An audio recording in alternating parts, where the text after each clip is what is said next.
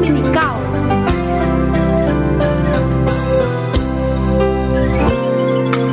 Vinde, alunos, vinde estudar. Vai começar agora no seu rádio a nossa Escola Dominical. Escola Dominical. Escola Dominical.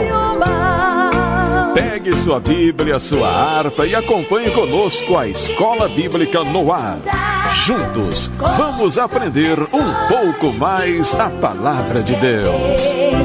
Trazendo a Bíblia, livro sem par, que fala de Jesus.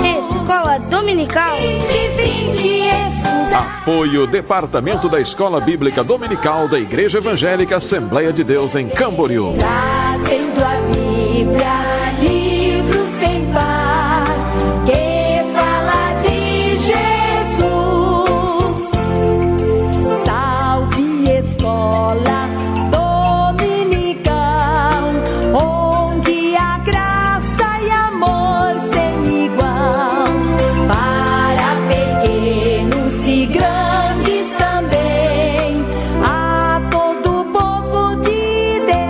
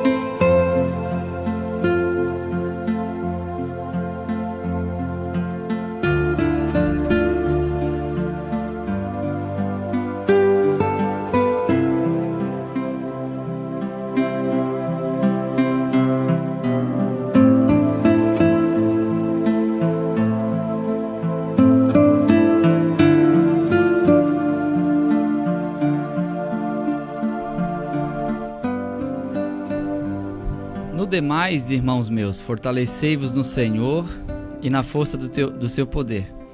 Revesti-vos de toda a armadura de Deus, para que possais estar firmes contra as astutas ciladas do diabo. Porque não temos que lutar contra carne e sangue, mas sim contra os principados, contra as potestades, contra os príncipes das trevas desses séculos, contra as hostes espirituais da maldade nos lugares celestiais. Portanto, tomai toda a armadura de Deus, para que possais resistir no dia mau, e havendo feito tudo, ficar firmes. Estais, pois, cingidos ou firmes, tendo cingido os vossos lombos com a verdade, vestida a couraça da justiça, calçados os pés na preparação do evangelho da paz, tomando sobretudo o escudo da fé, com o qual podereis apagar todos os dardos inflamados do maligno. Tomai também o capacete da salvação, a espada do Espírito, que é a palavra de Deus, e orando em todo o tempo com toda oração e súplica no Espírito, e vigiando nisso com toda perseverança e súplica por todos os santos. Efésios 6, os versículos de número 10 até 18. Com essa palavra nós começamos a nossa Escola Bíblica Dominical nessa manhã oportuna e abençoada, e desejamos que a doce paz do Senhor reine em cada coração, que todos nós sejamos alcançados com a palavra e com a presença de Deus. Ali do outro lado está o presbítero Claudino Silva na técnica de som, sempre contente, feliz, animado, sempre com aquele bolinho e aquele cafezinho. Hoje o Fabiano não vai poder vir comer o bolo, ele tem uma prova para fazer. Eu disse para ele, tomara que você tenha estudado para tirar 10, né? Que só orar não adianta, irmãos, tem que estudar também. Tem gente que ora, faz campanha para concurso. É bom, mas se não estudar não passa. Então, Fabiano não vai estar e o presbítero Ricardo logo mais estará conosco. Mas que bom que você está aí, que você ligou seu rádio. Que bom que estamos juntos outra vez, né? Hoje um assunto bem profundo, muito bom e importante para termos o conhecimento. Não tem como lutar com um adversário que não conhecemos. Então é importante conhecer um pouco das artimanhas do mal, para poder lutar de forma correta. Vamos orar então, para iniciar nossa aula. Se você puder, ore comigo. Se você estiver dirigindo, não feche seus olhos apenas ore em pensamento. Deus responde oração de olho aberto também.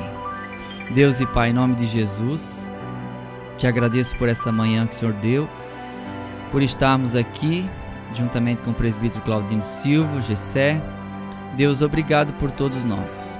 Te agradeço também pela vida que o Senhor nos deu, pelo ouvido de quem ouve, pelos olhos de quem assiste. Deus, eu te agradeço pela oportunidade de estarmos salvos, livres do mal, por estarmos guardados na tua mão, protegidos por ti. Aquele que habita no esconderijo do Altíssimo, a sombra do Onipotente descansará. Que possamos encontrar descanso para nossa alma cansada mais uma vez na tua palavra. Que toda angústia e desânimo possa ser vencido pelo poder da oração. Em nome de Jesus, sem importar qual a situação, independente de onde esteja, que o Senhor possa entrar agora, nesse momento, entrar nesse coração que ouve agora, que está chorando aos pés do Senhor, e consolar essa alma que geme profundamente por causa de uma perda, por causa de uma dor, por causa de uma situação na qual está vivendo. Deus, eu confio em Ti. Vai no coração dessa pessoa agora e dá um domingo maravilhoso, diferente de todos os que essa pessoa já teve. Que possamos todos nos congratularmos com essa vitória, em nome de Jesus. Amém? Amém.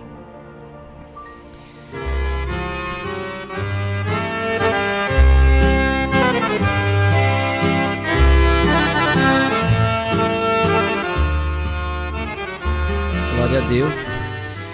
Nós vamos falar hoje na lição número 3, dia 20 de janeiro de 2019, a natureza dos demônios, agentes da maldade no mundo espiritual. O título da nossa revista de hoje do assunto é A Natureza dos Demônios, Agentes da Maldade no Mundo Espiritual. O texto áureo está em Apocalipse 12:9, que diz assim: Foi precipitado o grande dragão, a antiga serpente, chamada o diabo e Satanás, que engana todo o mundo. Ele foi precipitado na terra e os seus anjos foram lançados com ele. É o capítulo 12:9 do Apocalipse. A nossa verdade prática diz: os demônios são os anjos decaídos que se rebelaram contra Deus seguindo seu maioral, Satanás.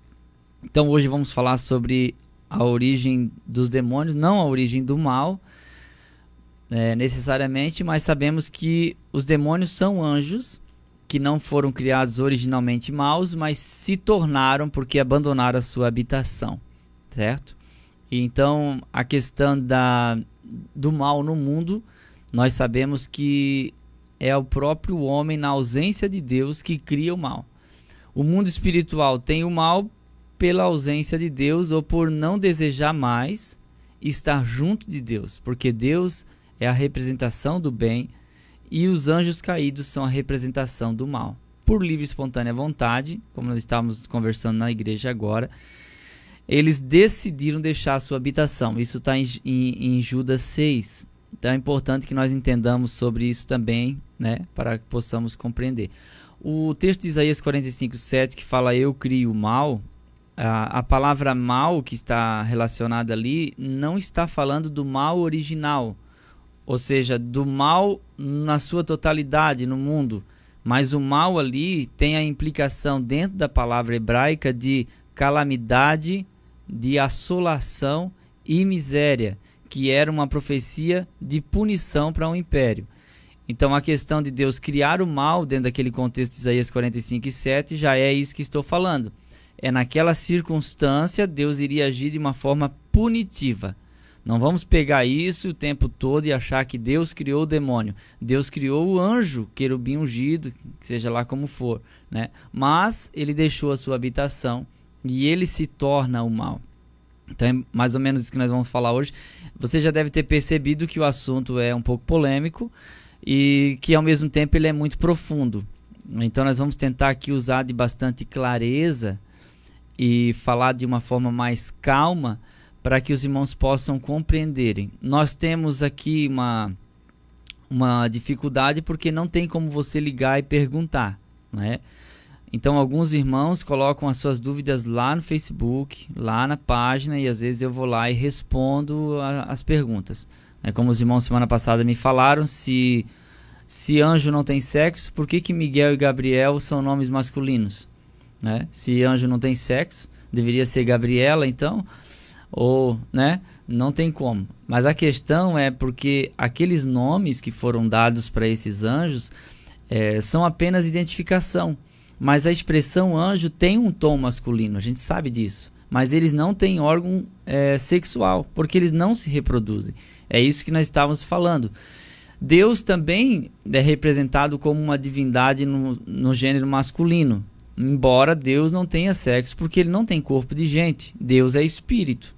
Então isso são só uma forma de humanizar tanto Deus quanto os homens para que a gente compreenda. O nome disso é antropomorfismo, quando nós transformamos algo que é totalmente espiritual e divino em uma forma humana. Então por isso falamos Deus. Mas Deus na verdade não tem nome, há títulos em Deus. Porque a expressão do nome do Senhor é YHWH, que é o tetragrama, é impronunciável. São 4 consoantes e não tem vogais. E depois foram sendo adaptadas vogais, de onde temos a pronúncia Yahvé, de onde vem a palavra Jeová, que quer dizer Senhor, mas na expressão hebraica é eu sou o que sou. Foi o que Deus disse para Moisés. Fala o teu nome. Deus diz eu sou o que sou. Ou seja, ninguém precisa saber o nome de Deus. Não existe um cartório que registrou Deus. Não existe um cartório que registrou Gabriel. Então isso é apenas para identificação. Está bem? Apenas isso. O nosso texto hoje da leitura bíblica em classe está em Apocalipse 12, do versículo 7 ao 10, que diz assim, ó, e houve batalha no céu, Miguel e os seus anjos batalhavam contra o dragão, e batalhava o dragão e os seus anjos. Mas não prevaleceram, nem mais o seu lugar se achou nos céus.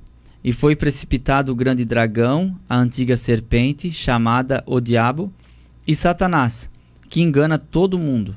Ele foi precipitado na terra, e os seus anjos foram lançados com ele. E ouvi uma voz no céu que dizia, agora chegada está a salvação, e a força, e o reino do nosso Deus, e o poder do seu Cristo, porque já o acusador de nossos irmãos é derribado, o qual diante do nosso Deus os acusava de dia e de noite.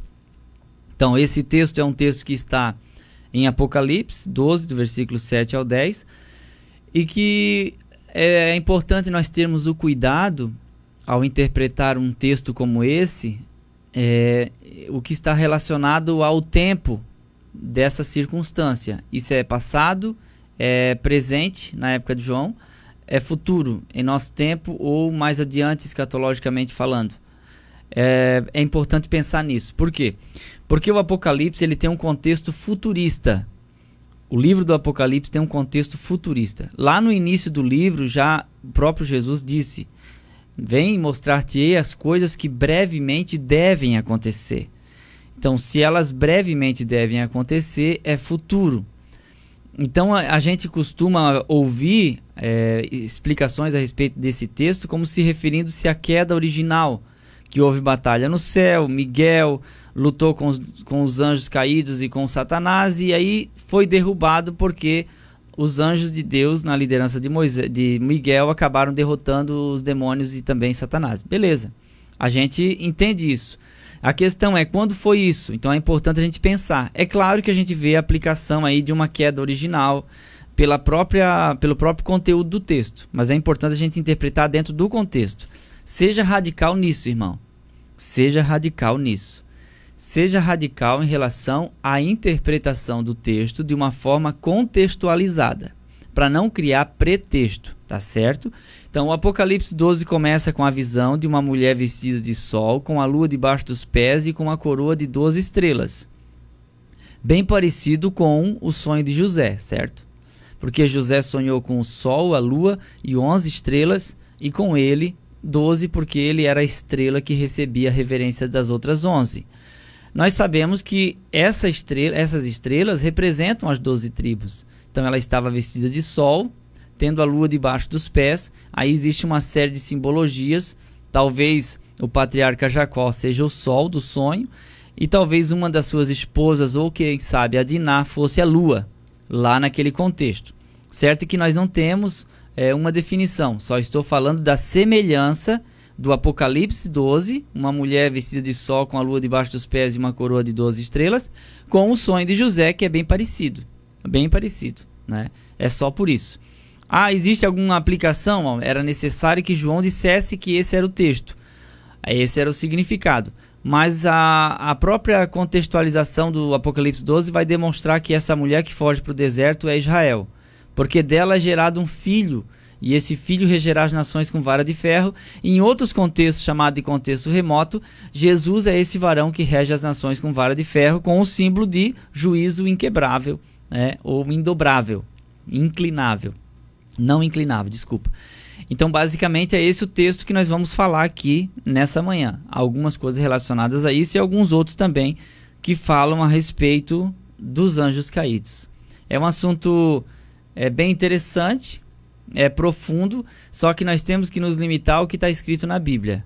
Porque às vezes as pessoas misturam muito e colocam muito espiritualizado e o sobrenatural misturado com o natural, para poder dar aquela coisa de uau, como é que pode, né? Então eu vejo muitas pregações, eu ouço pregações que misturam o conhecimento empírico, ou seja, o conhecimento pessoal, a experiência pessoal, com alguns livros que não estão na Bíblia, mas que se perderam ao longo dos tempos, e houve cópias que foram feitas, diversas cópias, não dá para saber a autenticidade desses livros, e dali se cria uma doutrina, né? Dali se cria uma doutrina. É importante que nós fiquemos com a palavra de Deus, tá bom? Com o que está escrito no que nós chamamos de Bíblia Sagrada. A introdução diz: a demonologia é uma parte da angelologia, a doutrina dos anjos, porque tanto os demônios quanto os anjos são criaturas espirituais invisíveis. A presente lição pretende mostrar a origem, a natureza e os objetivos dos demônios e do seu maioral, que é Satanás. Então hoje nós vamos falar sobre demonologia, que é um assunto que não tem um artigo na teologia sistemática pronto para ele, porque está dentro da categoria dos anjos. Então lá dentro da categoria dos anjos, em teologia sistemática, você vai estudar a demonologia. Eu sou do tempo ainda que se estudava a doutrina dos anjos como angeologia. Olha só, eu peguei módulos de teologia que nós estudávamos angeologia, mas angeologia é estudo de vasos sanguíneos. Aí então foi feita uma adaptação, porque elogia é estudo, e foi colocado angelologia, que é o estudo dos anjos, tá certo? Então o estudo dos anjos não é angeologia, é angelologia, beleza? E dentro dessa categoria, estudamos os demônios, também conhecido aqui em Camboriú como demônio. Eu acho engraçado, em Camboriú ex-fluente é demônio. Usado para xingar filho também em alguns lugares, né? Pessoas usam esse nome para xingar no trânsito, mas a Bíblia fala a respeito da realidade desses demônios que são anjos caídos. Depois a gente vai ver a definição deles aqui, tá certo? Então, não use esses nomes para xingar ninguém e nem para chamá-los. Deixa eles lá no canto deles e vão viver a nossa vida. E não coloque demônio em tudo também. Tem pessoas que demonizam tudo. E tem o outro extremo, pessoas que divinizam tudo. Tudo é Deus. Tudo é Deus falando, tudo é Deus pedindo, tudo é Deus chamando. Ou então tudo é o demônio. Tudo é o diabo. Tudo é Satanás. Irmão, foi o inimigo, foi o inimigo. A pessoa dá ocasião para os outros falarem, aí diz que é o diabo. Não é o diabo não, mano. Não podemos culpar Satanás por causa disso. Faz uma péssima escolha, um negócio mal feito, aí culpa Satanás. Não, isso aí é o diabo, irmão. É o diabo que está se misturando. Está misturado o negócio. Mas a gente vai descobrir que, embora Satanás e seus demônios tenham poder, ele não nos obriga a decidir, não é? Nós somos atraídos e engodados pela nossa própria concupiscência. Ou seja, concupiscência, desejo ardente de pecar. Então Satanás apenas apresenta aquilo que nos chama atenção. E aí você escolhe. Não foi Satanás, na forma da serpente, que pegou a mão da Eva e levou na árvore do fruto proibido e pegou o fruto e colocou na boca de Eva. Ele simplesmente conversou no ouvido dela para convencê-la a tomar do fruto que não poderia pegar. Isso é o que os demônios fazem, tá certo? Eles não sabem o que você pensa, não é? Mas eles sabem o que você gosta e que Deus não gosta. Então ele vai usar o que Deus não gosta e que você gosta para te tentar. Então nós somos tentados frequentemente, diariamente, não é? Se você se isolar em um mosteiro, por exemplo, você vai encontrar lá a sua natureza desejando aquilo que Deus não gosta. Porque o pecado habita em mim. O pecado habita em mim. Por quê? Porque eu sou pecador. Entende? Então o pecado que habita em mim foi o que Paulo disse. O bem que eu quero fazer eu não faço, mas o mal que eu não quero eu faço. Porque há nos meus membros um desejo que milita contra a minha vontade. É a guerra entre o bem e o mal. Se eu pudesse tirar todo esse desejo, o pecado não estaria mais em mim e, consequentemente, posteriormente, eu alcançaria a perfeição. Mas a Bíblia diz em Tiago 3, e versículo 2, que todos nós tropeçamos em muitas coisas. Então todos nós somos falhos, mas temos que tomar cuidado para não tornar o pecado um hábito. O pecado na vida do crente hoje, ele é um acidente de percurso, inevitável pela nossa limitação. Os pecados na vida do crente, eles são acidentes de percurso. Eles não podem ser hábitos. Eles não podem ser degustados, né? Não pode ser o alimento de nossa alma, mas apenas o acidente que foi inevitável na caminhada. E aí a gente sabe que já quebrou uma parte do corpo, a gente vai até Jesus para consertar. E assim a gente dá a sequência. A gente não para porque peca, tá, irmãos? A gente continua caminhando, pedindo misericórdia para Deus e a gente segue. Quando eu falo que o pecado está em mim e que a gente peca, eu não estou falando de roubo, de mentira, de adultério. Não, estou falando de falhas diárias, tropeções. Fala mal de alguém, eu não devia ter falado, mas falou, entendeu? Pensou uma coisa ruim, alimentou aquele pensamento, daqui a pouco vai lá, pede perdão para Jesus. Acontece com todos nós. Tá certo? Mas não é motivo pra gente... irmão, eu adulterei porque Davi também adulterou. Não é esse o pecado. Tô falando. Isso aí já é a falta de vigilância e aí é dar lugar ao diabo. A Bíblia diz, não deis lugar ao diabo.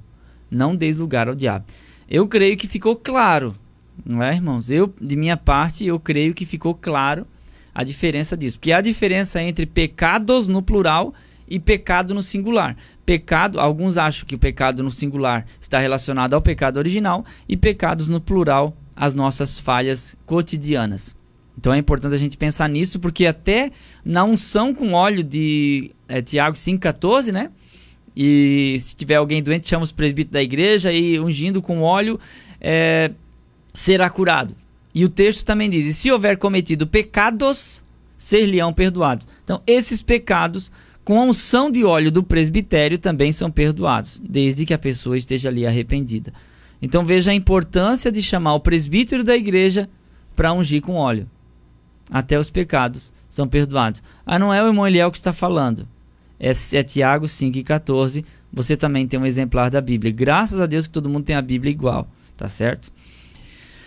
Vamos lá. Os anjos caídos e os demônios. Eles são os restantes dos anjos que seguiram Satanás após a sua rebelião contra Deus. A tradição judaica antiga descreve essa queda de maneira mais ampla na literatura apocalíptica do período interbíblico, como os oráculos sibilinos e os livros de Enoque. Esses relatos sibilínicos aqui e os livros de Enoque são livros considerados pseudepígrafos, ou seja, livros que não se tem a base, né, da autenticidade desses livros, ou seja, não tem como comprovar a veracidade desses escritos. Então a gente sabe que nesses escritos eles foram relatados como tradição, né? E aí fala detalhes. Porque Satanás chegou diante de Deus e disse, eu quero o teu trono. E Deus falou, não, eu não vou te dar meu trono. Não, mas eu quero. Então eu vou colocar meu trono acima do teu. Eu vou criar um reino concorrente. E Deus diz, não, se tu quer assim, então eu vou te expulsar. Então essas conversas todas estão em livros paralelos à Bíblia daquele tempo. Não estão na Bíblia. Não é Bíblia. São pseudepígrafos ou apócrifos. Tá certo? Então, às vezes, a pessoa vai lá e faz uma citação do Apocalipse de Paulo, Apocalipse de Pedro. Tem esses livros, Moliel? Tem esses livros que a gente pode até ler como históricos, mas eles não são inspirados. O que está na Bíblia é o que foi aceito como cânon. E cânon é medida, é cana, que está relacionada a tamanho. Então, o que entrou dentro do cânon foi fechado, são 66 livros, e a gente não adiciona e não subtrai. Tá certo? Então, nós vemos aqui em Judas 9, tem também a citação do versículo 6, né? Que os anjos caídos e os demônios são os restantes dos anjos que seguiram Satanás após a sua rebelião. Então, essa é a definição prática, né, da origem deles. Quem são hoje os demônios? São aqueles anjos que deixaram a sua habitação junto com o maioral, né, que é Satanás. Também chamado em algumas bíblias de Lúcifer. Então, assim, ó, você que usa a Bíblia corrigida, principalmente da Assembleia de Deus, que a nossa Bíblia oficial é a corrigida e atualizada, coloca aí a corrigida. Não aparece a palavra Lúcifer em Isaías 14:12, tá bem? Não aparece na Bíblia a palavra Lúcifer. A King James trouxe, porque anteriormente essa palavra foi colocada por Jerônimo na Vulgata Latina, no ano 400. Então, posteriormente, a palavra Lúcifer foi colocada em algumas versões, que quer dizer luz da manhã. A nossa Bíblia coloca luz da manhã, tá certo? Porque senão você vai falar Lúcifer na igreja, na sua aula de escola dominical, e o amado irmão simples vai procurar você no final da aula e vai dizer assim: ô professor, onde é que está na Bíblia essa palavra aí? Aí você vai começar a folhear a Bíblia. Não perca seu tempo folheando a Bíblia se você está com uma versão corrigida. Se você tem a King James, ela vai ter. Tá certo? Então é apenas uma titulação, que na verdade, depois nós vamos definir essas palavras, não só Lúcifer, mas outros títulos mais, eram apenas nomenclaturas de identificação. Como eu disse, são seres espirituais, eles são chamados assim, é o que diz a Bíblia aqui, ó, né? O chamado Satanás e tal, a antiga serpente e assim por diante, ó, chamada o diabo, que é o versículo de número 9. Né? A gente pode ser chamado de alguma coisa, mas esse nome não ser o nosso, tá bom? Só para esclarecimento, eu estou tentando trazer com clareza o assunto. E o ponto 2, para quem tem a revista, a expulsão do querubim ungido, a Bíblia diz que Satanás é o maioral dos demônios. No princípio, Deus criou o querubim ungido, perfeito em sabedoria e formosura, o qual era o selo da simetria. Ele se rebelou contra Deus e foi expulso do céu. Com a sua queda saíram com ele os anjos que aderiram à rebelião, e uma parte deles continua em prisão. Apesar de a Bíblia não fornecer detalhes sobre os demônios, essas passagens bíblicas podem apontar a sua origem. Preste atenção, muita atenção a respeito daqueles relatos assim, ó, que Satanás brigou com Deus, e daí Deus pegou e jogou ele na terra, aí por isso a terra ficou sem forma e vazia. Aí como o Satanás estava no Éden mineral, o jardim de Deus, e tinha todo tipo de pedra preciosa, Deus pegou o Éden mineral, misturou no planeta Terra, por isso que a gente encontra diamante e pedras preciosas enterradas na terra. Preste atenção em relatos como esse. Preste atenção. Porque não são relatos bíblicos. Isso é tradição. Quem ensinava isso era Orígenes, 250 depois de Jesus. Tá certo? É interessante? É claro que é interessante. Mas me mostre na Bíblia que a terra era caótica porque Satanás chocou-se contra ela. Não temos. Por quê? Porque Satanás é um ser espiritual. Eu sei que Deus pode fazer milagres, eu sei. Mas é difícil você pegar um ser espiritual e chocar ele contra a matéria. Se ele era espiritual, o mundo que ele vivia também era espiritual. As pedras afogueadas eram o mundo espiritual. Não tínhamos e não temos o endereço desse lugar. E agora dizer que o diamante, as pedras preciosas, o ouro, estão no planeta Terra porque Satanás trouxe junto com ele, gente, o que pode vir de bom de Satanás? E aí as pessoas usam isso aí e repetem isso no púlpito. Repetem. Depois a gente vai falar do contexto de Apocalipse 14 e de Ezequiel 28, que a gente vê as pessoas aplicando diretamente para Satanás. Será que é direto para o diabo? Ou a gente está exagerando na dose? Será que a gente não deveria prestar atenção o que levou Ezequiel a profetizar? Para quem ele estava profetizando? Ah, mas dá uma aplicação. É claro que dá uma aplicação. Mas lança a luz ao entendimento de que Ezequiel está profetizando para o rei de Tiro, que era um país. Antes de você ir lá e dizer que é o diabo, né? Porque daqui a pouco a gente fala que tudo é o diabo é tudo, Deus é tudo e tudo é Deus. E aí a gente fica desassociado da verdadeira interpretação. Amém? Chegou aqui presbítero Ricardo Lima Mendonça, ou Mendonça Amém. Lima, não sei Glória quem vem primeiro. Amém. Pai do Senhor, meus irmãos, Ricardo Mendonça Lima, Mendonça da minha mãe e Lima do meu pai. Amém? Glória a Deus. É uma satisfação estar mais uma vez aqui para aprender com o nosso professor, né? Eu disse para ele hoje que a lição é um pouco, para mim ela é um pouco complexa, mas nós estamos aqui para ajudar o irmão Eliel naquilo que for possível e dizer para os irmãos que preste bem atenção, porque é uma lição que vai nos ensinar coisas, como ele estava ensinando aqui já, coisas que de repente você defende há muito tempo, mas de um modo errado, né? Então, que Deus nos ajude, que Deus nos oriente, Deus abençoe os irmãos. Amém? Aqui ele é chamado de selo da simetria, e simetria é padrão, aferidor, modelo. Então, esse querubim ungido que nós entendemos, não podemos afirmar que é o que está em Ezequiel 28:13, ele era o aferidor, ou seja, ele era a perfeição da criação, ele era a obra-prima do que Deus fez. Embora Cristo não tenha sido criado, então Satanás aqui, antes da queda, era o selo da simetria, porque Cristo não é criado, Cristo é Deus. Deus e Cristo são um só. João 10:30, eu e Pai somos um, a essência é igual. Jesus disse para Filipe, quem vê a mim vê o Pai. Entende? Então, nesse princípio, Jesus ele despiu-se da sua glória e tomou forma humana, mas ele é Deus. É isso que a Bíblia fala em Filipenses 2, mas isso é outra coisa que nós não vamos entrar em detalhes aqui. Presbítero Ricardo, estamos aqui no ponto número 3, ali, esse aí que é os demônios na cultura pagã. Vamos ler então? Pode ficar à vontade. Os demônios na cultura pagã. Os termos gregos traduzidos por demônio no Novo Testamento são daimonion, demônio, em um deus, uma divindade, para designar os deuses pagãos. E daimon, um espírito mau, demônio. Os demônios foram posteriormente concebidos como seres espirituais intermediários, bons ou maus, ou seja, os anjos e os espíritos malignos. A natureza inconsequente desses espíritos os associa com o mal, com toda a maldade do mundo.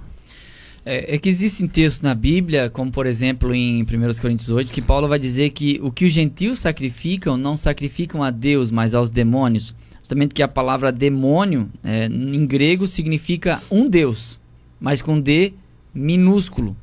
Ele é uma divindade.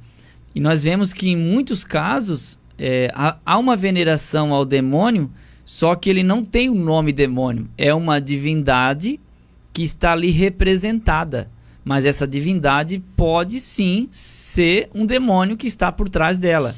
Então a gente tem que ter muito cuidado com essas coisas de que um espírito falou que tem que desenterrar um tesouro não sei aonde, que um espírito falou que lá não sei aonde tem alguém que está te chamando, pessoas que acordam de noite e saem atrás de vulto e tal. Gente, a gente tem que prestar atenção para não entrar nesses engodos. Então assim, nós sabemos que na cultura pagã é muito comum ter uma série de superstição, tem aquelas pessoas que acalmam os endemoniados, só que não expulsam o demônio, né? Apenas acalmam.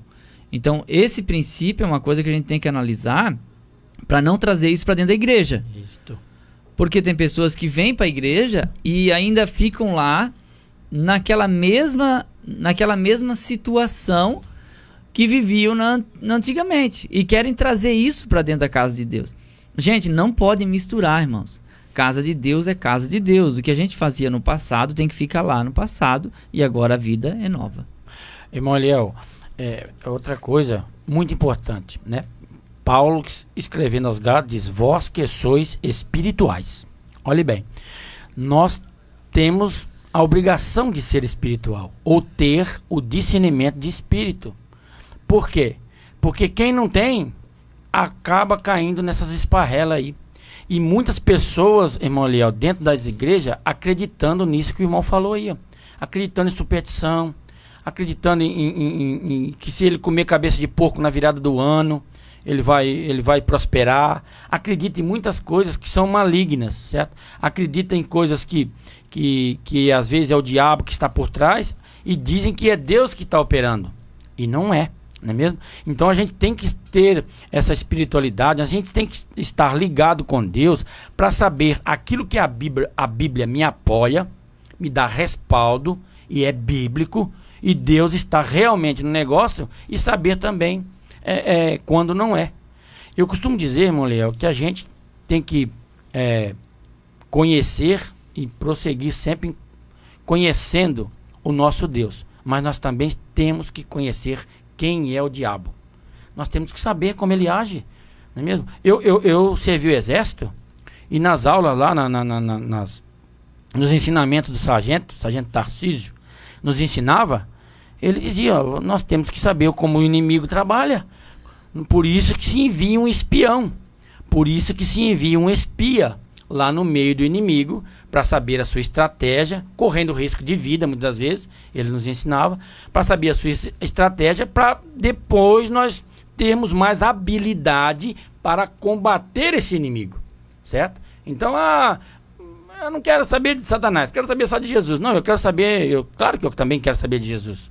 E eu sei, e a gente aqui, pela misericórdia de Deus, estamos na igreja para aprender a palavra de Deus, para termos vida plena diante de Deus. Mas eu também quero saber as estratégias do inimigo, para me saber quando é ele que está falando, quando é ele que está usando, né, de alguma artimanha, e quando não é. Amém? Amém. Glória a Deus. Agora nós vamos ler aqui o tópico número 2, né? A batalha no céu. O primeiro subtópico diz assim: o arcanjo Miguel e o dragão. Miguel é anjo, o príncipe dos filhos de Israel. Na qualidade de arcanjo, e lidera uma guarnição angelical. Este é Miguel, né? O dragão é identificado com o próprio diabo e Satanás, a antiga serpente, que está no versículo 9, em uma referência à serpente do Éden. Miguel é mais poderoso do que o dragão, pois peleja pelo poder de Deus e, juntamente com os seus liderados, expulsa Satanás e seus anjos do céu. Valeu? Então, o prefixo arque em hebraico significa chefe. Então, arque-anjo, ou chefe de anjo.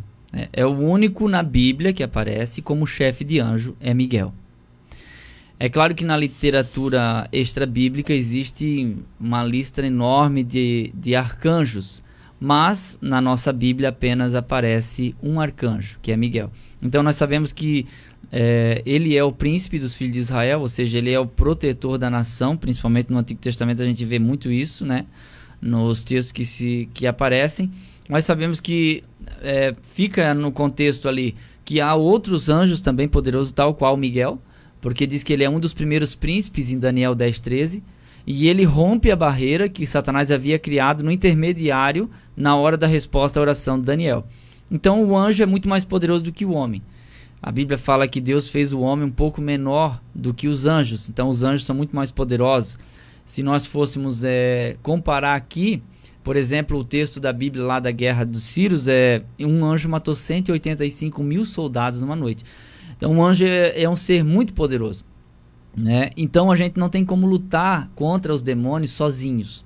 Nós não temos poder para vencer os demônios na nossa carne. Não adianta a gente lutar contra demônios de nossa própria vontade. Nós só obtemos alguma vitória por causa do poder neutralizador do Espírito Santo, a vitória que Jesus obteve na cruz, né, que limitou a sua autoridade. E hoje a gente tem a presença de Deus que nos ajuda, e no poder do nome de Jesus a gente expulsa os demônios. Então isso nos dá potencial para vencer. É o que Jesus disse: e eis que vos dou poder, é dunamis, te dou poder para pisar toda a força do mal. Foi isso que Jesus deu aos 70, foi isso que Jesus falou, o anjo falou lá no Atos 1:8 também, na sequência ali do texto. Então a gente sabe que é só pelo poder de Deus. As nossas armas não são carnais, mas sim poderosas em Deus. Não lutamos contra carne e sangue, não guerreamos entre nós, É o inimigo de nossa alma que deve ser nosso foco. Por que há igrejas divididas e as pessoas brigam entre si? Porque Satanás conseguiu cochichar no ouvido desse, no ouvido daquele, diz: aquele lá não gosta de ti, e falou para aquele lá também não gosta de ti. Aí a gente não percebe, estamos brigando entre nós e o diabo está lá rindo da nossa cara ainda. Irmãos, nós temos que amar nossos irmãos, perdoar nossos irmãos, apaziguar qualquer tipo de desacordo, viver em união e paz, em oração. Só assim a igreja vai ser vitoriosa. Uma casa dividida contra si mesmo não prosperará, seja na sua família, seja na sua igreja, seja na sua empresa. Dividiu? Acabou. Dividiu? Enfraqueceu. Está guerreando entre si? Acabou. Tem traição? Enfraquecimento. Não é? As conspirações dentro daqueles impérios antigos era uma coisa normal e comum. Então a gente tem que cuidar para que isso não ocorra dentro da nossa casa. Porque o que o diabo quer? Ele quer dividir. Então essa é a questão da batalha espiritual. Uma das questões, né? E nós temos aqui a batalha no céu. E tudo começa quando alguém dá legalidade para o diabo. Né? Se não der, se blindar através da oração, do jejum, né? De você entender quando a murmuração está prejudicando, parar com isso, buscar a Deus, conversar com o irmão. Se alguém, como diz o evangelista Moeliel, falou que não gosta de você e o outro veio te dizer, procure saber mesmo. Outra coisa, tem pessoas, irmãos, que chegam até nós: irmão, tô passando por uma luta, o irmão fez isso, o irmão fez aquilo, me caluniou. Irmão, escute os dois lados, irmão. Não dê já a razão a primeira vez que vem te falar não, porque senão você fica pensando mal de um outro irmão. Se você tiver o discernimento que eu falei aqui, né? Se você for sábio à luz das escrituras, você vai conseguir contornar essa situação. Porque o que acontece comigo e com o Moeliel aqui? Tem pessoas que olham para nós dentro da igreja, Moeliel, e acham que nós somos o bam. Acho que nós, homem de Deus, com coisa que nós não temos defeito. E nos procuram, querendo conselho, meu Deus, tem hora que eu bato até o joelho um no outro. Pessoas me pedem conselho, tem hora que eu encaminho, quando a coisa faço igual fizeram lá, o sogro de Moisés orientou. Isso aí não é comigo não, vou te encaminhar pro pastor, certo? E as coisas são resolvidas dentro dos princípios e dos ditames da palavra de Deus, sem problema nenhum. Tem um vídeo aí na internet, não sei se é vídeo, quem me mostrou foi meu cunhado, o Silvano Garcia. Diz que tinha um cavalo amarrado perto de uma roça lá. O Satanás passou, é um pregador que usou como uma ilustração. Satanás passou e soltou o cavalo. O cavalo foi lá e comeu a horta daquele camarada. O cavalo era do vizinho. Ele foi lá, deu um tiro na cabeça do cavalo e matou o cavalo. Aí o vizinho pegou, foi lá e deu um tiro no vizinho e matou o vizinho. Aí os filhos do vizinho que morreu foi lá e matou o outro, vingou a morte do pai. Aí correram até o diabo: olha aí o que você fez aí, rapaz.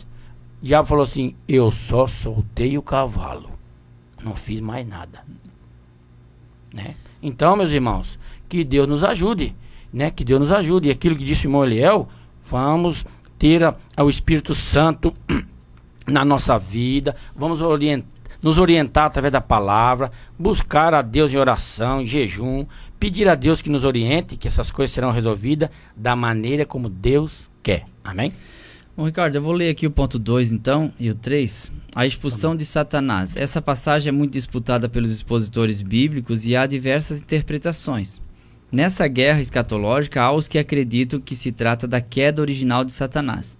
Outros afirmam que não há ligação com essa queda. Outra interpretação é que Satanás teria acesso ao céu antes da ascensão de Jesus. O argumento usado se baseia em algumas passagens do Antigo Testamento. De uma forma ou de outra, a derrota do inimigo já está decretada conforme revelou o próprio Senhor. Eu via Satanás como o raio cair do céu. A expressão eu via diz respeito a uma ação contínua. E isso mostra que Jesus contemplava em visão a queda de Satanás, enquanto os 70 pregavam o Evangelho. O ponto 3 diz a vitória final sobre Satanás. A derrota final de Satanás, na verdade, teve início com a morte, ressurreição e ascensão de Jesus. A partir daí, as acusações do diabo contra nós caíram por terra, porque quem nos justifica diante de Deus é o próprio Cristo. No Apocalipse, vemos que Miguel e seus anjos vencem o dragão e seus demônios. O mérito da vitória, porém, não cabe ao arcanjo, pois esse sempre atuou em nome do Senhor. Mais adiante, o diabo é amarrado por 1000 anos, para finalmente ser lançado no lago de fogo. Diante das arremetidas do adversário, sejamos valentes e confiantes na pronta intervenção divina, pois temos nesta luta uma gloriosa promessa. Quer falar? Pode falar a expulsão. A expulsão de Satanás aqui, alguns acham que esse texto, como eu falei anteriormente, de Apocalipse 12, está relacionado à queda original.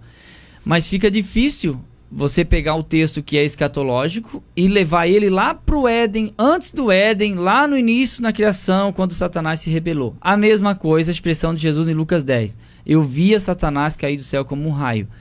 No contexto, Jesus via, naquela ocasião, porque os 70 foram enviados e expulsaram muitos demônios. Então o reino das trevas, que estava ali entrelaçado já durante muito tempo, sofreu uma derrota naquele momento. E Satanás caiu do céu como um raio.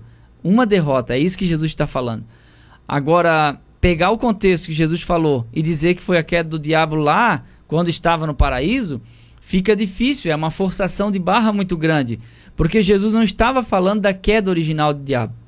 Mas eu via Satanás cair do céu. Pronto, é naquele contexto ali. Então, assim, tem alguma analogia em capítulo 12 ali de Apocalipse relacionada à queda lá no início? Claro que a gente percebe que parece que dá a entender, certo?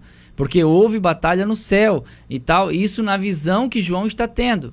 Se a visão de João é futurista, isso vai acontecer. Mas algo parecido pode ter acontecido também. Você está entendendo? Pode ter acontecido, mas o cuidado que a gente sempre tem é deixar o texto dentro do seu contexto, né? Aí vai ter a vitória final sobre Satanás. É claro que ele vinha à presença do Senhor. Lá em Jó 1:9 diz que ele chegou, os filhos de Deus vieram perante o Senhor, Satanás se apresentou também e acusou Jó. Então, alguns acreditam que essa aparição de Satanás à presença de Deus foi limitada pela vitória de Cristo na cruz. Então hoje ele tem um poder limitado, mas ele está solto. Ele está solto porque no início do milênio ele vai ser preso. Então, se ele vai ser preso no início do milênio e até lá a gente não vê ele ser solto, então é possível que ele está solto. Solto e atuando, né? O poder dele está limitado porque a acusação que ele tinha em relação a nós, ela foi desqualificada pelo sacrifício de Cristo na cruz. Então, somos justificados pela fé que temos em Jesus. Então, aquela acusação, aquela condenação, ela simplesmente cai por terra. Hoje nós temos acesso à presença de Deus, tá certo? E no final, lá do milênio, ele vai ser jogado no lago de fogo, e aí sim será o fim dele. Então o final do diabo já está decretado. Então quando o diabo falar do seu passado, você pega e fala do futuro dele. Diz que ele está correndo. Por quê? Porque já está decretado. A Bíblia diz que o príncipe desse mundo já está julgado, ele já foi condenado. A Bíblia diz que Deus não perdoou os anjos, está lá 1 Pedro. Então, se Deus não perdoou os anjos, acabou para eles. Esses anjos não têm perdão. Eles vão sofrer apenas a condenação final, que é o decreto de Deus que já está previamente estabelecido. E quando o comentarista diz, irmão Eliel, que a derrota final de Satanás, na verdade, teve início com a morte, a ressurreição e a ascensão de Jesus, olhe bem o valor que devemos dar à salvação em Cristo, irmãos. Veja bem, a Bíblia é enfática em nos orientar sobre tudo isso, sobre os demônios, sobre os anjos, sobre como eles atuam. A gente vê pessoas sofrendo barbaridade na mão de Satanás, coisas terríveis, né? E não pense que o diabo tem pena de uma pessoa que está idosa, ou de um recém-nascido que é tão bonitinho no berço. Não, ele não tem dó, ele não tem pena, ele não sente nenhum tipo de acusação se ele destruir aquela vida, certo? E ele trabalha tremendamente, né? Só que nós sabemos que através da remissão de pecado, do sacrifício de Jesus na cruz do Calvário, ele foi derrotado, ele está derrotado, né? E como o irmão Léo disse, quando ele fala do seu passado, fala do futuro dele, não é mesmo? E faz como Martinho Lutero, que estava lá preso naquele castelo lá, e o diabo apareceu para ele e começou a nomear os pecados dele, toda da vida dele, você fez isso, o que Martinho deve? Mas só que está escrito também que o sangue de Jesus Cristo, seu Filho, nos purifica de todo pecado. E o diabo desapareceu da frente dele, não é mesmo? Então, quer dizer, nós temos essa dádiva de Deus, que é a salvação. Vamos zelar por ela, meus irmãos. Não foi coisa qualquer, não. Foi sacrifício tremendo. Olha o que Jesus passou aqui na terra. Olha só como o Espírito Santo tem trabalhado na vida da igreja, para que a igreja continue de pé, para que ela continue pregando o evangelho, para que nós possamos, em alto e em bom som, anunciar as verdades de Deus. Vamos acreditar nisso, vamos abraçar isso com mais veemência, vamos tomar posição verdadeira. Não estou dizendo aqui que eu estou nessa posição e você não está. Não, nós precisamos cada dia melhorar na presença de Deus, fazer as coisas que Deus colocou nas nossas mãos com mais excelência, para dar valor a esse tão grande sacrifício de Jesus. Amém? Romanos 8:33. Quem tentará acusação contra os escolhidos de Deus? É Deus quem os justifica. Quem os condenará? Pois é Cristo quem morreu, ou antes, quem ressuscitou dentre os mortos, o qual está à direita de Deus e também intercede por nós. Glória a Deus. Vamos lá ao tópico número 3. Isso. O maioral dos demônios. Preste atenção, meus irmãos. Você que tem sua lição, acompanhe. A serpente.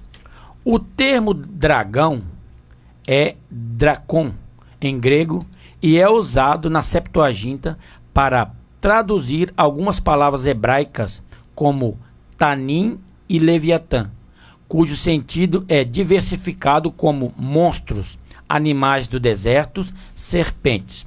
No Novo Testamento só aparece em Apocalipse e aqui é chamado de o grande dragão, a antiga serpente, chamada o diabo e Satanás, que engana todo o mundo.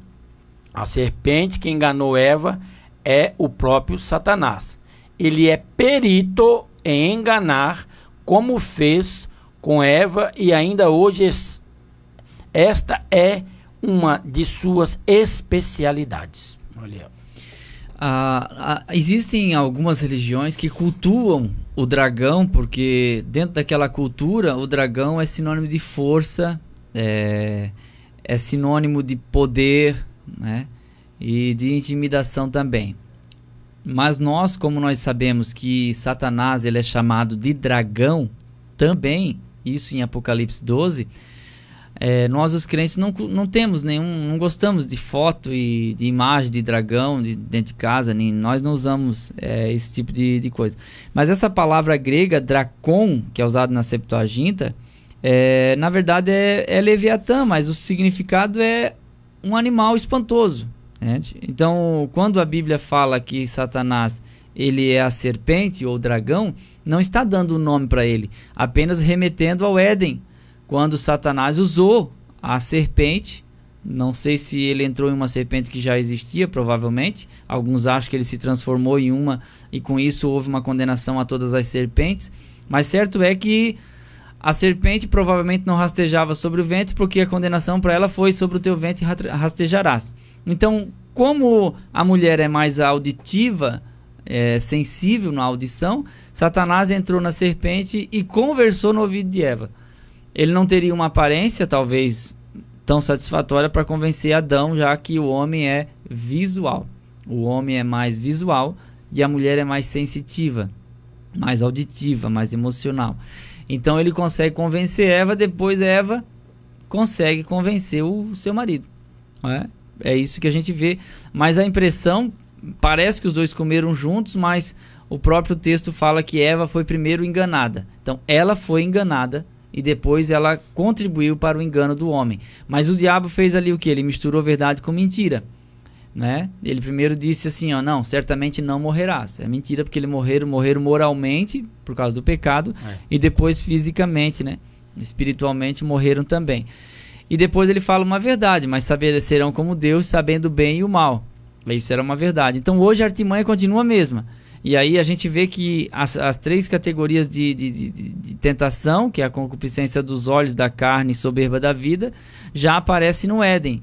Quando a Eva viu que a árvore era desejável, né? A gente vê que é a concupiscência da carne.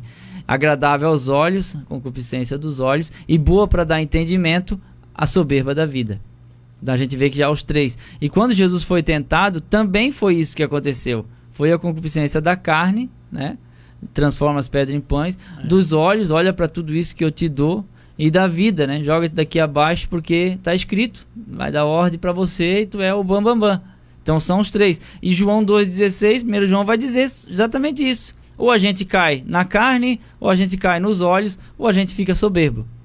Então a gente sabe que a soberba precede a queda.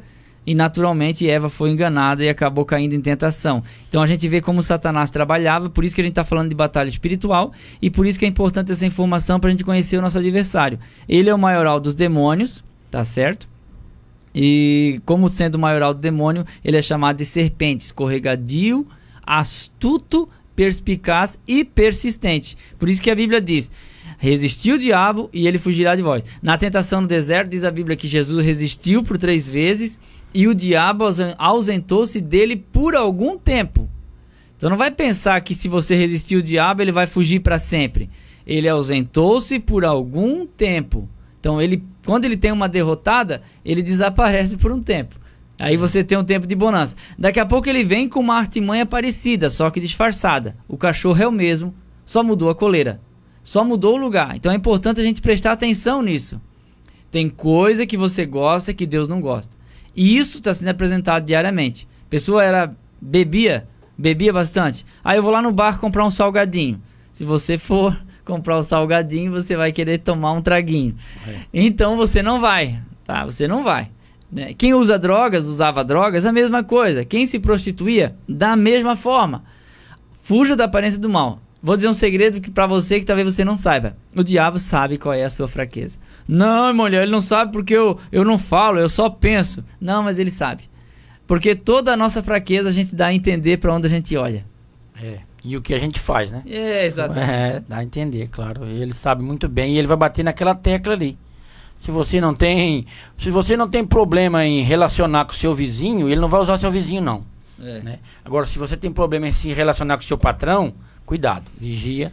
Vamos lá, o segundo subtópico número 2, Satanás, né? Isso, pode ler o outro também. Tá. Não é possível descrever todos os nomes do inimigo de Deus e do seu povo. O nome mais conhecido vem do hebraico Satã, Satanás, adversário. É no prólogo do livro de Jó que Satanás aparece pela primeira vez como ser espiritual que acusa os justos diante de Deus. As escrituras o revelam primeiramente com o nome pessoal, quando induz o rei Davi a fazer o recenseamento. Então Satanás se levantou contra Israel e incitou Davi a numerar a Israel. Terceiro, o diabo. O termo grego diabolos, caluniador, é usado com frequência na Septuaginta para traduzir a palavra hebraica Satã, adversário. O termo vem do verbo diabalo, acusar, difamar, enganar, provocar um desacordo. A especialidade dele é enganar e acusar. Jesus disse que a essência da natureza dele é a mentira.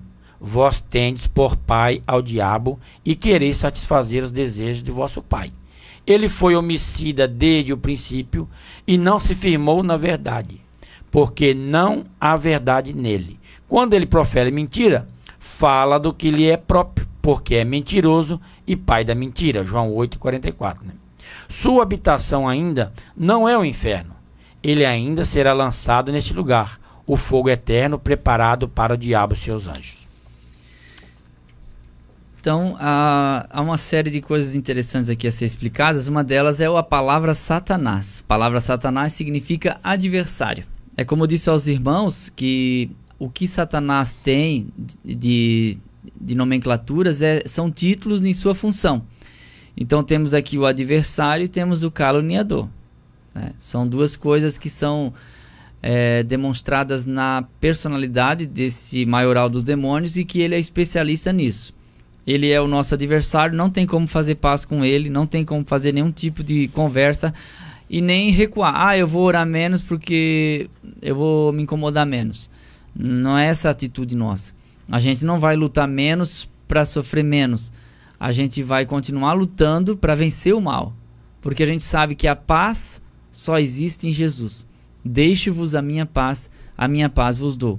Mas a paz ela é obtida por meio de uma guerra. E essa guerra está relacionada à resistência e ao ataque. Então quando você pega lá, como eu li aqui no início aqui, sobre as armaduras de Deus, a armadura de Deus para o cristão, capacete da salvação, couraça da justiça, cinto da verdade, sapato na preparação do evangelho, escudo da fé e espada do Espírito. São 6 equipamentos, são 6 peças da armadura.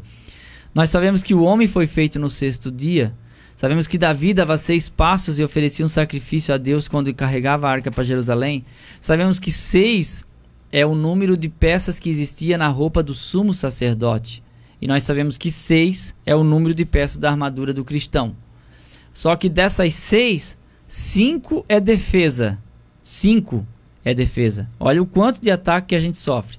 E uma só é de ataque. A única parte da armadura que é ataque é a espada do Espírito, que é a palavra de Deus. Jesus demonstrou isso. O diabo disse, transforma as pedras em pães. Ele disse, não, está escrito. Está escrito. Nem só de pão verá o homem. Te joga daqui abaixo porque está escrito. E Jesus disse, está escrito também. Não tentarás o Senhor teu Deus. Interessante que Satanás, ele usou o Salmo 91 como se fosse uma promessa para Jesus. É o que muita gente faz hoje, acha que os Salmos é um livro de promessas. Mas os Salmos é o homem falando com o homem, é o homem falando com Deus e é o homem falando sozinho.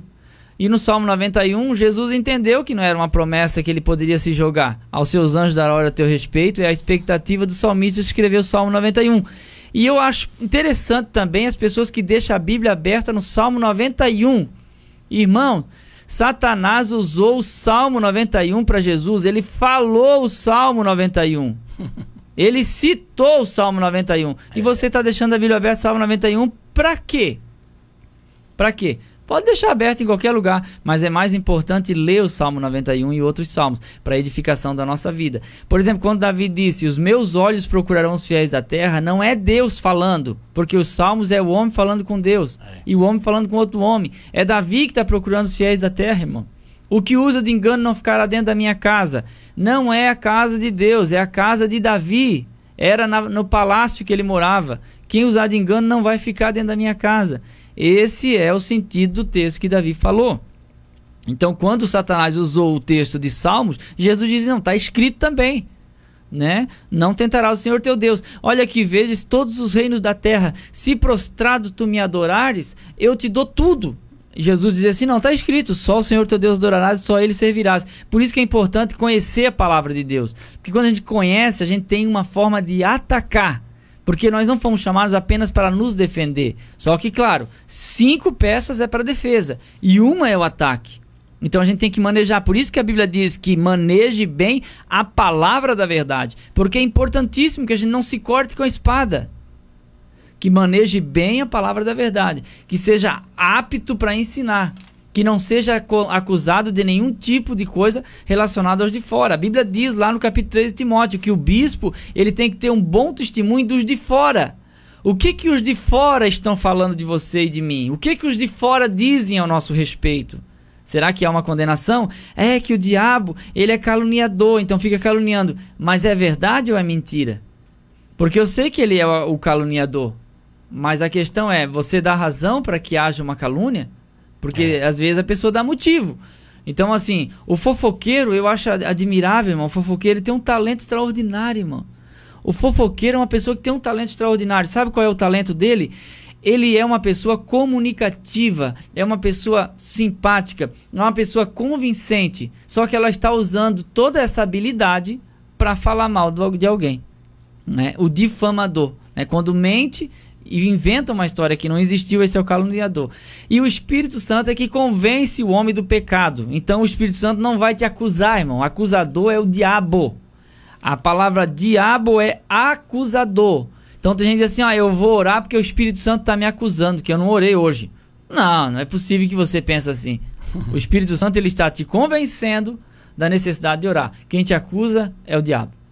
Então o Espírito Santo não acusa. Ah, mas aqui eu estou sentindo uma acusação na minha consciência. Então não é o Espírito Santo e não é o diabo. É a sua consciência que está acusando. Desde que ela não esteja cauterizada.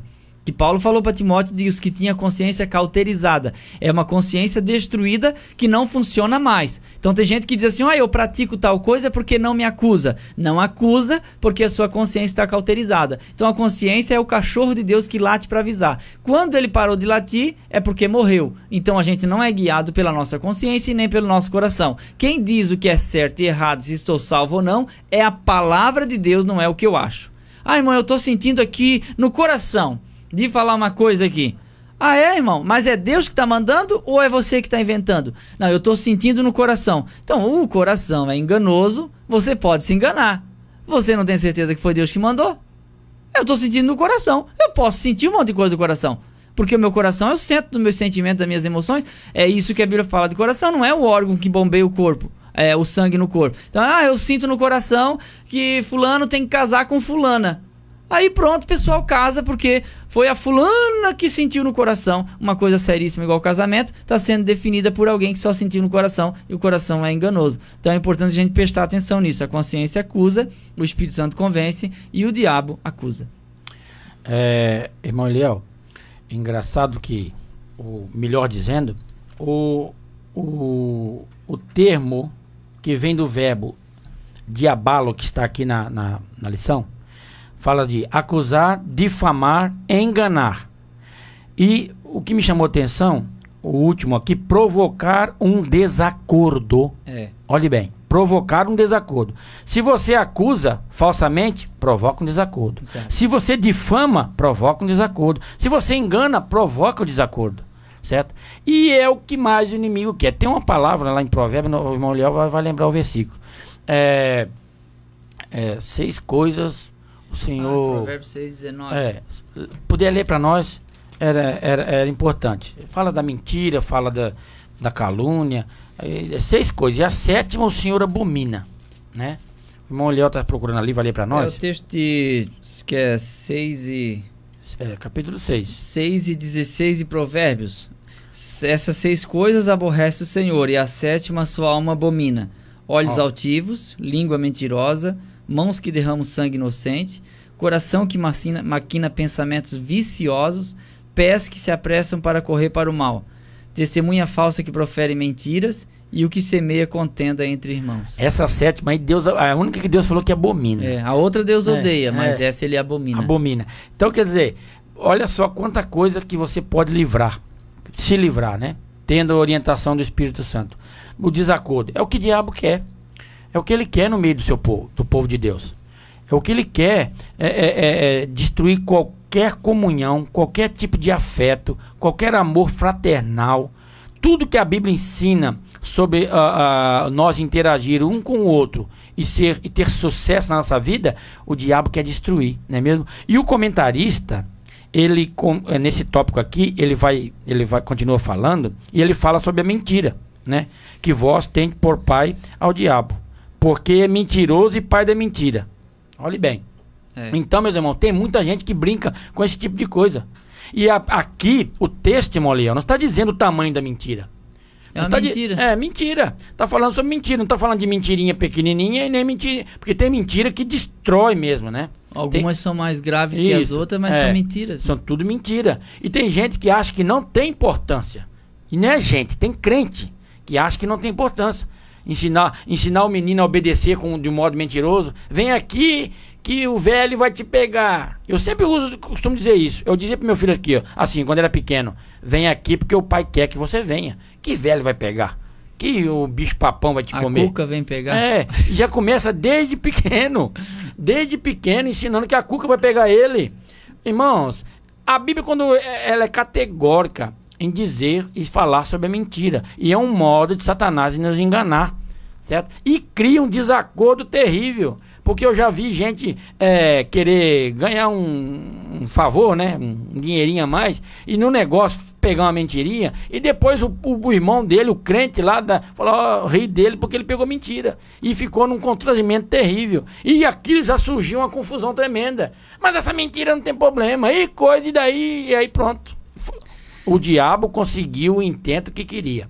O pior é que se uma pessoa mente pro senhor, pra mim, Claudino, pra você que tá em casa, a pessoa mentiu uma vez, você demora a confiar de novo, e depois que você descobre que a pessoa mente, aí não acredita em mais nada que a pessoa fala. Verdade. A pessoa até fala a verdade, às vezes, mas daí você não acredita mais.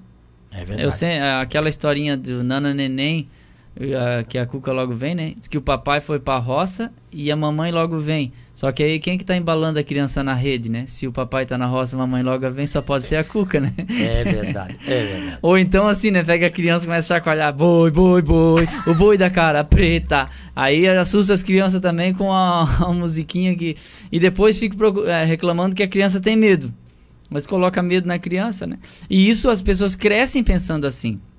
E é interessante a gente pensar nesse aspecto, porque, irmãos, a honestidade, a sinceridade e a verdade, elas têm que andar juntas. Nós temos que ser sinceros, verdadeiros e honestos. Quantos quilômetros tem seu carro? 30 mil. Você não mudou o velocímetro? Não, tem 30 mil. Porque tem 150 mil, o camarada vai lá num cambalacheiro, muda o velocímetro até o digital e põe 30 mil. E aí vai vender? Esse tá novinho, quase nem andei. Aí vai ver o pistão, a biela já tá batendo, já faz tempo já. E vai pagar um preço tremendo. E isso para obter vantagem e às vezes para se escapar de alguma coisa. Né? Crente não faz isso não, e uma das coisas ali, irmão Ricardo, testemunha falsa que profere mentiras, que Deus odeia. Testemunha falsa que profere mentiras. Pessoa que testemunha, estava em tal lugar? Estava. Você viu? Viu. O que você viu? Eu vi isso, vi aquilo outro. Mas viu mesmo? Vi. Pode ser mentira. Ô, Manliel, e no quesito assim de família, por exemplo, o senhor é o sacerdote lá na sua casa. E eu sou sacerdote na minha casa. Não quer dizer que eu sou infalível. De vez em quando o meu filho, que tem 20 anos, me orienta em alguma coisa, me chama atenção. Né? A minha esposa da mesma maneira. E a minha filha que vai fazer 18 também. Certo? Mas só que tem uma coisa. A gente tem um legado para deixar para nossa família, meus irmãos. Certo? Eu me lembro de uma certa feita, uma brincadeira que estavam fazendo com a minha filha. Lá entre família lá. Né? Fazendo uma brincadeira e ela já estava ficando perturbadinha, ela era pequena. Mas ela olhou para mim. Né? Hoje eu entendo isso e pensou assim, eu vou falar com o pai. E veio até mim. Ô pai, isso assim, eu não lembro o assunto não. É assim mesmo? Eu falei, não minha filha, não é assim. Ah, tá. Aí eles ficaram bravos comigo. Poxa, você estragou a brincadeira. Mas você acha que eu vou trair a confiança de uma criança dessa? Que é minha filha ainda? Eu não poderia. Não é que eu estraguei a brincadeira. Ela confiou em mim, acima de tudo. E eu peguei e falei a verdade pra ela. Fui obrigado a falar. E hoje são adultos e confiam em mim. E graças a Deus por isso. Amém. Certo? Você faz isso, irmão Ricardo, pra se aparecer, pra dizer que é melhor, pra que é mais crente? Não, meus irmãos, tem que dar conta da minha família. É a Bíblia que me obriga a fazer isso. Isso aí não é se eu quero ou se eu não quero, é um dever meu. Tá entendendo? E assim é com o irmão Liel, eu tenho que ser sincero com o irmão Liel. Eu tenho que ser sincero com o irmão Claudino. Eu não posso ter duas caras. Eu não posso ser, como é que é a palavra da ciência aí, não, da medicina? Que tem duas personalidades? Bipolar. Eu não posso ser bipolar com os irmãos. Eu tenho que ter, né? Eu tenho que ser sincera. Eu tenho que ser sincero, né? E a Bíblia exige isso de mim, né? Eu não estou querendo me aparecer, o irmão Liel também não está querendo se aparecer. Nós aqui, irmão Claudino, irmão Fabiano, nós estamos querendo se aparecer. Não. É a Bíblia que nos orienta desse jeito. E aí a gente tem vitória naquilo que a gente espera e naquilo que a gente quer alcançar. Amém? Vamos lá? O tópico número 4, né, irmão Léo? Isso. O poder de Jesus sobre os demônios. O contexto bíblico. A relatividade. Há relativamente pouco registro sobre os demônios no Antigo Testamento. A Septuaginta traduz 4 termos hebraicos para daimônios, demônios, e um por daimon. É isso mesmo? É, né? A tradição judaica considera os demônios como anjos caídos que se uniram a Satanás na sua rebelião contra Deus. Os demônios são identificados no Novo Testamento como os espíritos imundos e o espírito maligno. Eles são malévolos, podem entrar nas pessoas e causam todo tipo de doença, embora nem todas as enfermidades sejam de origem demoníaca. Número 2, o triunfo de Cristo. A vitória preliminar de Jesus sobre Satanás começa na tentação do deserto. O diabo já está derrotado preliminarmente. Jesus disse que o príncipe deste mundo já está julgado. Mesmo assim, ele continua se opondo à obra de Deus. Satanás causou diversos infortúnios ao apóstolo Paulo com o espinho na carne e o impedimento nas jornadas missionárias. Nós não devemos ignorar as suas astúcias. Em breve, Deus esmagará Satanás debaixo de nossos pés. Tem um texto na Bíblia de uma mulher que andava curvada e o que causava essa enfermidade era um espírito maligno, era um demônio. Então, quando o demônio saiu, aquela mulher que há 18 anos sofria daquela enfermidade maligna, ela se endireitou e passou a viver normalmente. Saiu o demônio, saiu a enfermidade. É sempre assim? Claro que não. Jesus disse que isso funcionava sempre desse jeito? Claro que não. Por exemplo, a sogra de Pedro não estava endemoniada, ela estava com febre. Jesus foi lá e curou ela. Outras pessoas também. Toda enfermidade é castigo? Claro que não. Claro que não, irmãos. Pelo amor de Deus, não acredito que alguém pense nisso. Porque está pagando. Porque está pagando o preço. Claro que não. Toda depressão é demônio. Um dia eu fui dar uma aula numa igreja, o pastor falou, depois que eu falei que depressão era causada também por doenças físicas, falta de nutriente, de vitamina, principalmente a vitamina E, vitamina D. Porque é demônio, porque o demônio está por trás de toda a depressão. Não está, irmãos. Não está por trás de toda a depressão. A depressão que é ocasionada por Satanás? Pode ser. O problema é colocar tudo numa categoria só. Daqui a pouco os crentes doentes estão tudo endemoniados. Faz uma prova, chega na igreja, irmãos, quem tem qualquer tipo de enfermidade, vem para frente que nós vamos orar. Tu vai ver ali crente fiel, crente dizimista, crente que ora, crente que busca, que também está passando por um vale. Agora imagina você, entrou em um estado clínico de depressão, 3 semanas com sintomas, foi categorizado depressão, tá? O diagnóstico. Além da depressão, ele vai ter que suportar a acusação dos irmãos dizendo que ele está endemoniado. E isso na própria igreja que deveria abraçá-lo. Porque uma das formas de curar a depressão é o abraço. Mas abraço apertado mesmo, de amado, de amada, não é? Para que haja uma restauração. E Deus cura através do abraço também, Deus cura através da oração. Deus cura, tem enfermidade que Deus parece que não cura. O crente fiel foi acometido de uma doença e se arrastou 1 ano, 2 anos, morreu daquela enfermidade. Eliseu estava doente e morreu daquela enfermidade. No capítulo 12 de Atos, Tiago foi morto à espada, e no mesmo capítulo, o mesmo Deus, naquela mesma ocasião, foi lá e tirou Pedro da prisão, e Pedro foi para a rua pregar de novo. Por que Tiago morreu e Pedro saiu da prisão? Pedro morreu, claro, morreu depois. Mas naquela ocasião não. Porque Deus quis assim. Essa seria a explicação mais simples. Parece uma explicação boba, mas ele não tem outra coisa a dizer. Deus quis assim e ele faz do jeito que ele quiser. Agora, o capítulo 9 de João, para eu encerrar minha fala. Passaram por um lugar que tinha um cego de nascença e os discípulos perguntaram: quem pecou para que ele nascesse cego? Ele ou seus pais? Aí vem a questão da hereditariedade também. Tem muita gente que diz assim: eu sou doente por causa do meu pai. Geneticamente eu posso herdar isso. Mas Jesus pode me curar também e eu posso fazer uma cirurgia e tirar esse mal. E pronto, isso pode acontecer. Mas ali Jesus diz, nem ele nem seus pais. Porque nem toda doença é ocasionada pelo pecado do pai e da mãe ou pelo pecado da própria pessoa. E isso está em João capítulo 9. Mas nasceu assim para que se cumprisse nele a vontade de Deus, ou que se manifeste nele a glória de Deus. Então a gente sabe que dentro do contexto bíblico, há demônios que atuam no físico causando doenças, existem. E existem doenças por causas naturais, existem doenças por causas de hábitos alimentares, existe, né? A gente come muita coisa que não presta, né?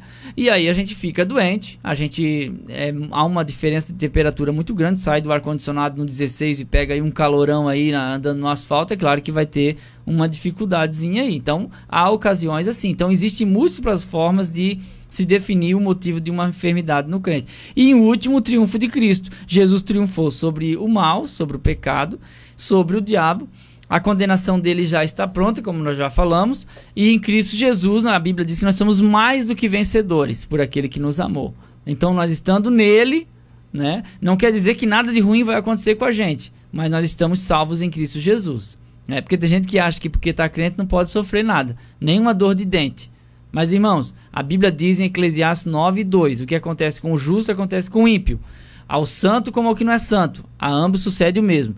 Tem gente ruim que vai chegar nos 90 anos e tem gente boa que vai morrer com 50. Tá? Então, não vai querer dizer que a regra é, ficou crente, não precisa de Unimed porque Jesus vai fazer tudo. Não é isso que nós estamos ensinando. Há possibilidade sim, porque estamos nesse mundo. Se cair der um tremor aqui a 10 km da costa e vir um tsunami, você acha que o tsunami não vai pegar a casa de crente?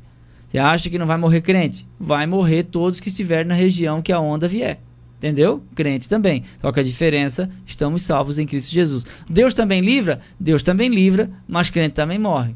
Então é importante a gente fazer a nossa parte. Tem gente que diz, o Senhor cuida de mim, irmão, eu ando de 150 por hora, mas o anjo do Senhor está comigo. Está desobedecendo a lei do trânsito e está correndo o risco de sofrer um acidente. Então é bom vigiar. É aquilo que o salmista diz, né? Os meus pés quase que se escorregaram ao ver a prosperidade dos ímpios, ao ver como os seus filhos crescem, ao ver o seu fim. Aí ele vê aquilo tudo, né? E ele diz que os pés dele quase se desviou. Salmo 73. 73. E o que acontece? Até que eu entrei no seu santuário. O tsunami pode vir. O problema é o fim, né? Até que eu entrei no seu santuário e vi o fim deles. Não é mesmo? Essa é a diferença. Outra coisa, quando tem um versículo na Bíblia, se eu estiver errado, o professor vai me corrigir aqui. Diz assim, Deus fez o homem perfeito, mas ele buscou para si invenções. Irmãos, o texto de Eclesiastes 7:29. Isso. O que acontece? Eu tenho uns tios lá em Minas Gerais, criado desde pequeno, naquela alimentação muito saudável, muita verdura, certo? E ele até hoje, ele não entra na cabeça dele esse negócio de ar-condicionado, o irmão Léo falou aqui, de ventilador, essas coisas. Ele tem lá hoje, né, tem as geladeiras, tem tudo certinho dentro de casa e tal, mas tem uma saúde de ferro. Tem uma tia com 94 anos, meus irmãos. Ela deve ser a metade do meu tamanho, e magrinha, bem mais magra que o irmão Léo, certo? Mas cozinha, faz de tudo, e lava a louça, varre, faz tudo. Uma mente saudável que, olha, de admirar. 94 anos, tá? A mãe dela morreu com 98 também. Quer dizer, então hoje a gente vê essa avalanche de facilidade que tem, as comidas que nós comemos, né? Os embutidos, que tá aí os médicos e a medicina nos orientando. Cuidado, gente. Olha esse refrigerante. Olhe essas comidas embutidas. Fritura, né? Cuidado com essas coxinhas. E fala direto. Eu vou no médico, fui no médico agora, cortou um monte de coisa por causa do triglicerídeo. Quer dizer, então, aí fala, tá doente ou o diabo tá furioso comigo? Não, meus irmãos. É o que o irmão falou. Certo? E eu vi uma certa feita, que já as horas se passou, já vou terminar. Eu vi uma certa feita um irmão criticar uma irmã nossa aqui. O irmão era meu parente. Não posso dizer, não vou falar o nome, mas é meu parente. Já partiu com o senhor, todos os dois. Criticou a irmã porque estava... Aquilo lá é uma coisa maligna. A doença daquela irmã. E a irmã de oração. Irmã, sabe como é que ele morreu? A irmã partiu, viveu a vida toda doente, orando. Era uma casa de oração aqui em Camboriú. Viveu a vida toda doente. E esse meu parente disse que ela estava com problema maligno. Ele foi para a eternidade salvo, glorificando a Deus também, do mesmo jeitinho que a irmã foi. Do mesmo jeitinho, numa cadeirinha de roda, sem falar, sem se mexer. Então, meus irmãos, irmão Ricardo, tá dizendo que Deus vingou, que Deus ficou bravo com ele? Não estou dizendo isso. Estou dizendo que Deus mostrou que não era demônio, porque ele partiu falando língua estranha, ele partiu glorificando a Deus, e aquilo não era demônio. Aquilo foi uma coisa que, como disse nosso irmão aqui. Então que Deus nos abençoe. Vou ler a conclusão rapidinho aqui. Posso? Pode. Os demônios são reais. São espíritos maus e imundos. o oposto dos anjos. Jesus é a única garantia de que eles nada podem contra nós. Antes, Jesus disse: eis que vos dou poder para pisar serpentes e escorpiões e toda a força do inimigo, e nada vos fará dano algum. Amém.